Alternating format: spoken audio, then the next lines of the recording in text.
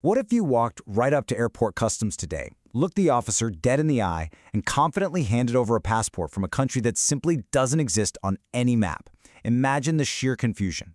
Now, what if that same passport was absolutely covered in genuine entry stamps from all over the globe, proving you'd been traveling on this impossible document for years?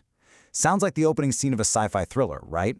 Well, for decades, millions of people have fully believed this exact scenario happened in real life. Welcome to This Explainer. Today we're taking a cinematic journey from one of the internet's absolute favorite paranormal mysteries straight into gritty historical truth. We're going to completely deconstruct the famous legend of the man from Taured, pull back the curtain on the actual historical records, and discover how one desperate guy in the 1950s accidentally spawned a massive modern mythology.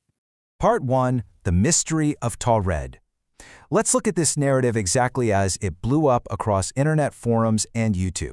So the legend usually goes a little something like this. It's a sweltering July day in 1954.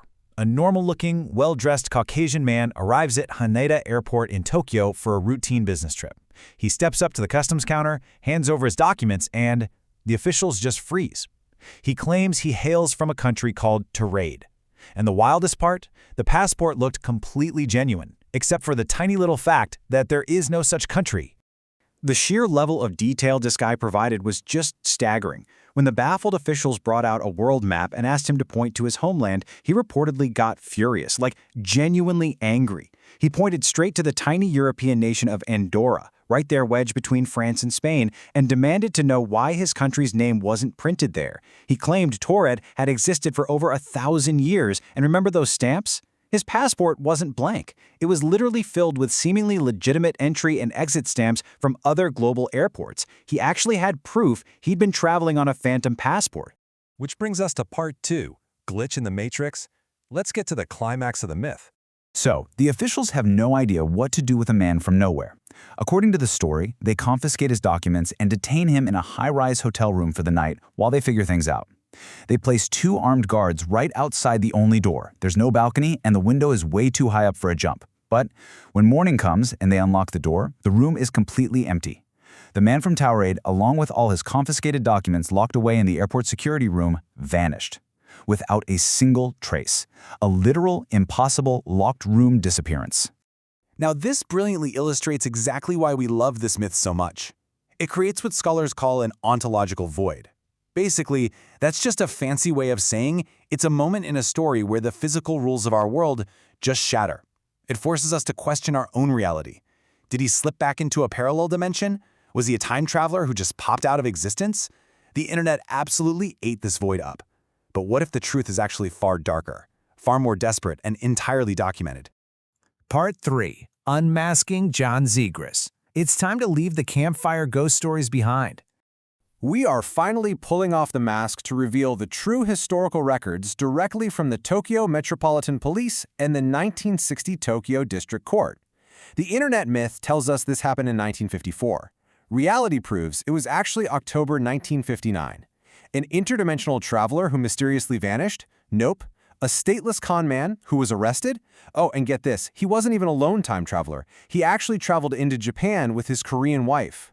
Let's meet the real man behind the legend. His name was John Allen Kuchar Zegrus, a 36-year-old stateless fraudster. In 1959, he entered Japan from Taipei. He didn't claim to be from some parallel version of Europe at all. Instead, he claimed to be a naturalized Ethiopian and an intelligence agent working for the Egyptian leader Gamal Abdel Nasser. And here is the absolute kicker. His fake passport didn't even say Taured. It said Taured, which was a completely fictional nation he claimed was located south of the Sahara Desert. Part 4. The Tokyo Trial. Let's see how this whole elaborate deception collapsed in a real Japanese courtroom. 200,000 yen. This specific number firmly grounds our whole sci-fi story right back in gritty reality. You see, Zegrus wasn't detained at the airport because customs officials were baffled by the multiverse. Actually, scratch that. He made it through customs just fine. He was arrested months later, in January 1960, by the Tokyo police because he was going around cashing forged traveler's checks at local banks. He had managed to steal about 200,000 yen before the banks finally flagged the transactions and the cops closed in. During his trial in 1960, the prosecutors absolutely dismantled his entire story piece by piece. He claimed his passport was written in the official Taured language, right? Well, linguists testified it was just invented gibberish using Latin letters to mimic ancient scripts. He claimed his capital city was Tamaracet. But investigators quickly noted that Tamaracet is a real province in Algeria, home to the real Tuareg people, proving Zegrus was literally just twisting real geography to sound exotic. And those grand claims of being a high-level spy? Yeah, no. He was just a low-tech fraudster who made his own fake embassy stamps using cheap ink. And the reality of John Zegrus doesn't end with some magical disappearance into the ether. It ends in genuine tragedy. In August 1960, the judge sentenced him to 1 year in prison. Upon hearing that verdict, Zegrus, who was basically a desperate man fighting terrifyingly hard to not be stateless, attempted suicide right there in the middle of the courtroom. He slashed his wrists with a piece of hidden glass. Thankfully, he survived, he served his time, and in December 1961, he was deported to Hong Kong. And from there, he fades entirely from the historical record. Which brings us to our final section, Anatomy of an Urban Legend. How did a stateless check forger from 1959 become a time traveler from 1954? Tracing the timeline reveals exactly how each subsequent generation added their own little dash of fictional spice to the historical skeleton. It started in 1960 when tabloids sensationalized his trial, famously dubbing him the Mystery Man. Then jumped to 1974. A paranormal writer named Jacques Bergier wrote about it, but he completely fabricated the 1954 date and just threw in a mysterious disappearance for dramatic effect. Then in 1981, author Colin Wilson misspelled Taured as Taured and moved its location to Andorra. By the 2010s, Reddit and YouTube got a hold of this heavily warped version, stripped away all the gritty criminal fraud, and turned the whole thing into the ultimate proof of the Mandela effect and parallel universes. It's wild. This whole process is a perfect example of what's called information entropy. It's the gradual loss of original accuracy and the addition of sensational details as a story is repeatedly shared and retold over time. This captures the true lesson of our explainer today.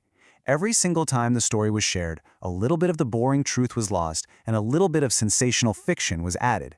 The story's ultimate truth was determined entirely by its viral potential, not by the dusty archival evidence sitting in a Tokyo courthouse. The internet simply preferred the mystery over the man. Which leaves us with this final, genuinely powerful thought to chew on. John Zegrus was a real person, trying to survive a fractured post-war world with homemade stamps and a very desperate imagination. Yet, his legacy became a massive global myth. If a simple conman from 1959 could be transformed into an interdimensional traveler just through decades of bad retelling, what other modern myths are we blindly accepting as fact today? It really makes you wonder how much of our own reality is just a well-stamped passport from nowhere. Thanks so much for joining me on this explainer, and remember to always keep questioning what you read.